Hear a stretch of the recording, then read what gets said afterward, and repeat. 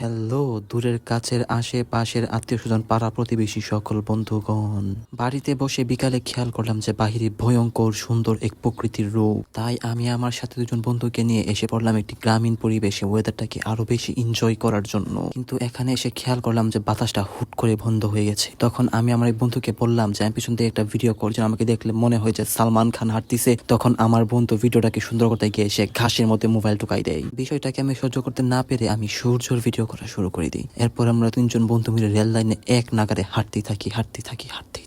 হাঁটতে হাঁটতে এক পর্যায়ে আমরা মাউন্টেন এভারেস্ট এসে পড়েছি, যেটা মাটি থেকে প্রায় কয়েক লক্ষ ফুট উপরে ছিল।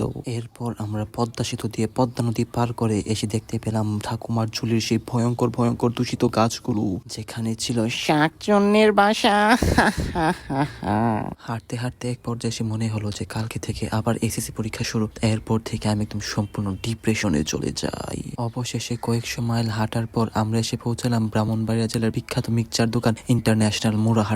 এখানে এসে মিক্সচার না নিয়ে আমরা নিলাম একটা মোজো, যেটাকে আমরা গক গক গক গক গক গক গক গক করে খেয়েও ফেললাম। মোজো খাওয়ার সময় খেয়াল করলাম বউর সাথে কাইজা করে একটা বেড়া পাখি একলা একলা আকাশে ঘুরে বেড়াচ্ছে। রাস্তার পাশে খেয়াল করলাম ধান গাছ, এবং ধান গাছ দেখে মনে হলো এটা হচ্ছে বিএনপির প্রতীক, এবং বিএনপি কথা শুনে মনে হলো যে এই ঠান্ডা ঠান্ডা পরিবেশে একটা গরম গরম নির্বাচন দিলে খুব মজা হতো। আকাশ থেকে দু একটা পানির ফোঁটা পড়ছে, এবং রোদে শুকাতে দেওয়া বিফ স্টিক গুলোকে এক আন্টি ভিতরে নিয়ে রেখে দিচ্ছে। কিছুটা এগোতেই সামনের দোকান থেকে একটা 10 টাকা দামের চিপস কিনি, এবং এই চিপসটা খেয়ে খেয়ে আমরা এই ভয়ঙ্কর রাস্তা দিয়ে বাসায় যাচ্ছি।